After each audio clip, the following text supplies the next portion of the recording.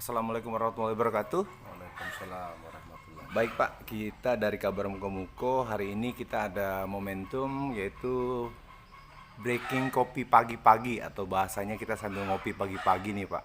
Saya juga ingin bertanya kepada Bapak tentang calon sosok yang pas dan kompeten untuk membawa perubahan di Kabupaten Muko-Muko. Seperti apa nih Pak? Kalau untuk pemimpin di Muko-Muko, tentu saya sekarang alhamdulillah dipercaya oleh masyarakat menjadi wakil masyarakat Kabupaten Muko-Muko ini 2 periode. Saya melihat keadaan sekarang ini, kalau boleh saya katakan bahwasanya Muko-Muko kami ini sedang sakit. Pemerintahan kami sedang sakit. Makanya dari itu, kalau pemerintahan ini sakit dengan kepemimpinan yang sekarang, apalagi sekarang saatnya lah untuk menentukan perubahan ke depan dalam ajang 5 tahunan ini, yaitu pemilihan kepala daerah dan wakil kepala daerah ini. Kami secara umum partai, maksud kami organisasi partai PKBI, dan saya secara pribadi, kami sangat berharap adanya perubahan di Kabupaten Muko-Muko. Tentu dengan 2 calon ini yang membawa misi perubahan adalah Pak Sapuan dan Bu Wasri. Mengapa kita harus memilih Pak Sapuan dan Bu Wasri? Karena melihat atau berkaca dari pemerintahan sekarang secara birokrasi, penempatan ASN yang tidak sesuai dengan fungsinya, sehingga apa? Contohnya saja, kesehatan diurus oleh orang hukum. Tentu ini tidak akan bisa maksimal karena tidak sesuai dengan background pendidikan dan keahlian serta kemahirannya. Kalau programnya mungkin berjalan, tapi akan lebih baiknya itu setiap pembantu-pembantu kepala daerah itu disesuaikan dengan background pendidikan dan kemahirannya di bidang masing-masing. Kenapa?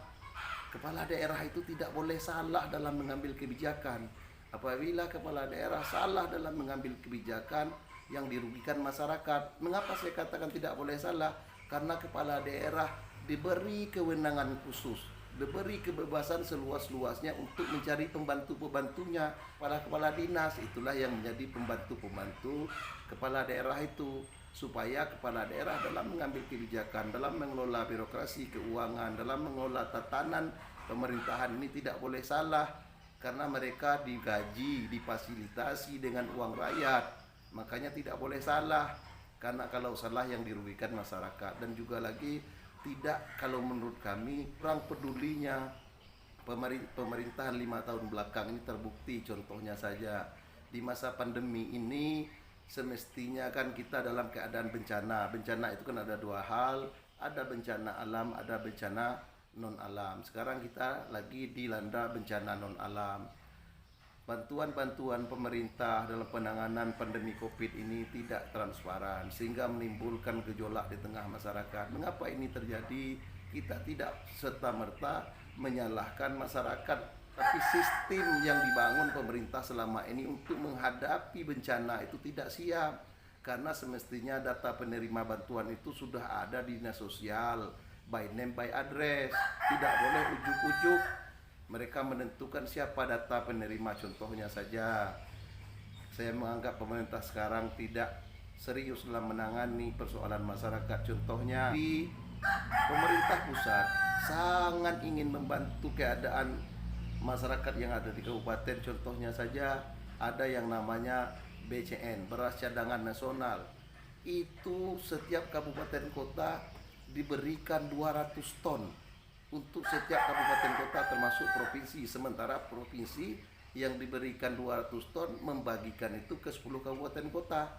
Alhamdulillah itu sangat meringankan. Itulah ada kolerasinya juga bagaimana keseriusan Pak Rohidin dalam meminit daerahnya masing-masing, walaupun kewenangan penuh terhadap pengelolaan daerah kabupaten dan kota itu ada wali kota dan bupati. Itu tidak serius diurus, sehingga masyarakat tidak mendapatkan yang namanya beras cadangan nasional itu tadi. Dan juga Pak Sapuan punya konsep yang jelas dalam membangun Kabupaten Muko-Muko.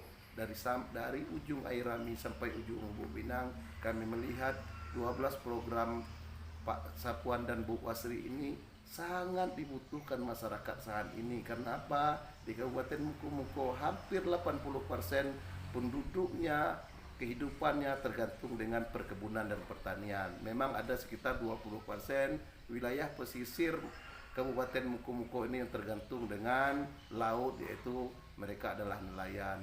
Kita lihat dari konsep-konsep yang dibuat oleh Pak Sapuan itu sangat ditunggu oleh masyarakat karena komitmen beliau, karena kami melihat dari kemampuan beliau dalam mengelola birokrasi, karena background pendidikan beliau adalah orang akuntansi.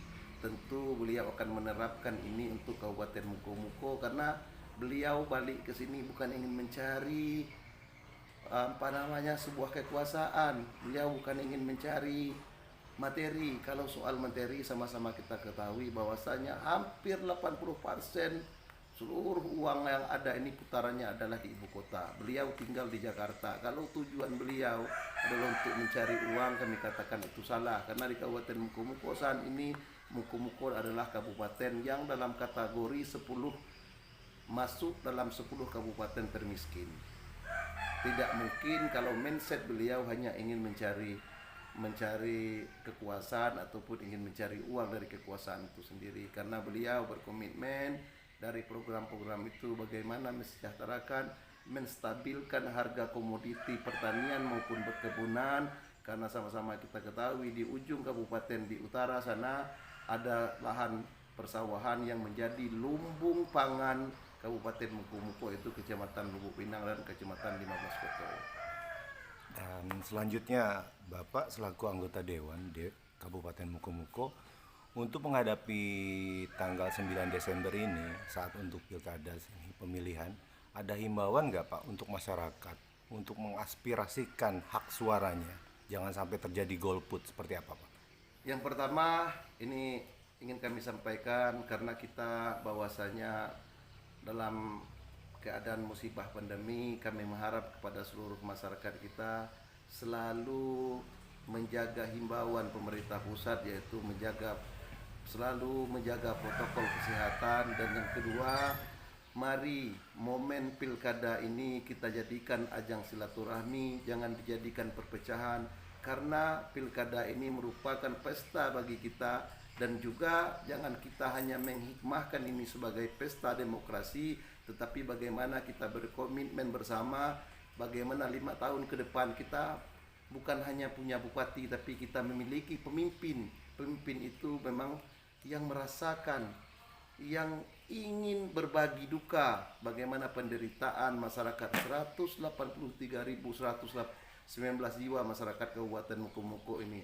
Harapan kami tentunya silahkan masyarakat tentukan hak pilihnya, lihat programnya, dan juga lihat komitmen pemimpinnya. Kalau menurut kami, harapan kami untuk kedepannya, mari kita sama-sama membuat perubahan, karena perubahan di Kabupaten Mukomuko sangat dibutuhkan untuk kesejahteraan, kemakmuran, dan bagaimana infrastruktur kita bisa tercapai. Baik, terima kasih waktunya Pak, sudah mengganggu aktivitas Bapak di pagi hari ini. Saya ucapkan terima kasih banyak. Assalamualaikum warahmatullahi wabarakatuh. Waalaikumsalam warahmatullahi wabarakatuh.